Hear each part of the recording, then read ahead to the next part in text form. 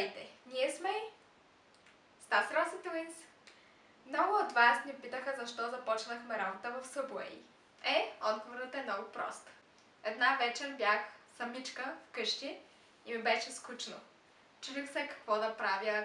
По едно време се сетих да вляза в Jobs.bg и просто да си разглеждам обяв за работа. Тогава почнах да гледам някакви ресторанти, хотели, които търсят персонал. Съвсем на шега започнах да кандидатствам навсякъде за работа, за най-абсурдни позиции, като главен готвач, в някакъв склад, в някакъв супермаркет и просто не го приемах толкова на сериозно. Когато казах на Росто, тя умря от смях. Буквално беше абсурдно. Някакви нелепи позиции. То нищо си няма на работата, но е крайно неподходяща за нас. И аз се зачудих до какво нещо може да доведе скуката всъщност. После, като се свързах с Рос и чух мнението й, реших съвсем на шега да направя и нейно CV със същите данни, нейна снимка и същия телефонен номер. Тя беше пуснала кандидатури за поне 15 позиции. Това беше абсурдно просто. Просто щраках и кандидатствах навсякъде, където е подходящо за студенти. Аз не го приех толкова на сериозно, защото не смятах, че някой наистина ще ни се обади някога. Обаче, още на следващия ден започнаха да звънят страшно много непознати номера, което ни изплаши и разбира се, ние не вдигнахме, защото знаехме, че ни търсят за работа. Просто един ден буквално гледахме как телефонът ни звъни и ни беше страх да вдигнем, защото знаем откъде ни търсят и ние се питаме, наистина ли направихме това, наистина ли сме готови? Малко по-късно решихме да се свържем с тези номера и да проверим какво искат. Истината беше, че не знаем коя от нас търсят, защото и двете бяхме посочили един и същ номер. Когато ги търсихме, те питаха кой се обажда, а ние направо питахме кой звъни, защото ние не знаехме коя точно те търсят за интервю. Но едно нещо ни притесняваше. Тези хора не знаеха, че сме две и търсеха само едната. А ние, разбира се, искахме да работим на едно място. Вечерта се обади още един непознат номер. Този път решихме да дигнем от раз. Така, дадох телефона на Росто и казах, вдигаш.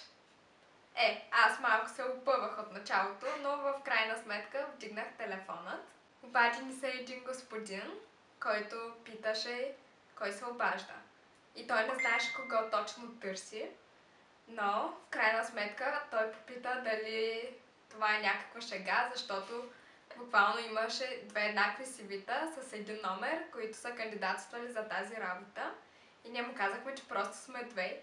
И той каза, че на следващия ден ни иска на интервю. Това беше звездният момент, защото позицията за Subway просто ни беше мечта. И звучеше прекалено хубаво, за да е истина. И ние много се развълнувахме. Плюс това ни искаха и двете на работа, което беше просто прекрасно. И така се получи, че първия ден кандидатствахме в Jobs.bg за работи. На втория ден ни се обадиха и ни поканиха на интервю. На третия ден бяхме на интервю и след известно време започнахме работа. Съвсем на шега. Да разкажем за първият работен ден. Значи, бяхме малко стресирани, гледахме да изпълняваме задачите бързо и правилно. Не знам доколко ни се получаваше. Срещнахме се с новите си колеги, които също изглеждаха да са доста приятни личности. Те ни помагаха и ни успокояваха общо взето. Ние не бяхме там заради парите. Ние си търсихме работа, защото искахме да изпитаме нещо ново. Да се срещаме с други хора, да общуваме, да минаваме през нови неща, защото това е много важно за развитието на един човек. Според нас, всеки млад човек трябва да мине през нещо такова, за да се научи горе-долу как седят нещата и че не всичко трябва да е наготово от мама и тате, да плащат семестъра, да плащат общежитието. Решихме да пробваме, да видим дали ние ще се справим самички. И според нас Subway е мястото, където спокойно можеш да работиш и да учиш едновременно.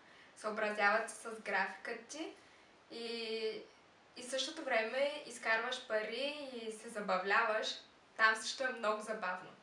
Най-забавно е, когато има опашка до вратата, че направо ръцете ти вече треперят. Много забавно. Да, но бързо се свиква с работата и е много подходяща за първа работа, защото на нас това ни беше първа работа и бяхме леко притеснени, но после видяхме, че просто няма от какво да се притесняваме. Някак се усещаме, че там е нашето място и ние сме на мястото си и работата е подходяща за нас. Питат ни как сте винаги толкова усмихнати на работа. Истината е, че всичко, което правим там е с желание и идва вътре от нас. Не е някакво насилствено за парите, просто искаме да вършим това нещо и мислим, че горе-долу вече за да ни се получава. Крайно време е. Работейки в Subway, разбрахме, че качеството наистина е такова, каквото го описват. Прясна храна всеки ден, истинска. Ние лично правим заготовки и се уверяваме в това. Хубаво е, като отивате в Subway, да не отивате с мисълта: о, отивам да изкарам пари, ще ги убия. Ами просто да отидете с позитивна емоция, да се насладите на работата, да се забавлявате в същото време, да изкарате някой лев. Work hard, play hard, work hard, play hard, we work hard, play hard, keep partying like it's show. Ние сме Stasi Rose Twins и това беше всичко от нас. За сега. Bye!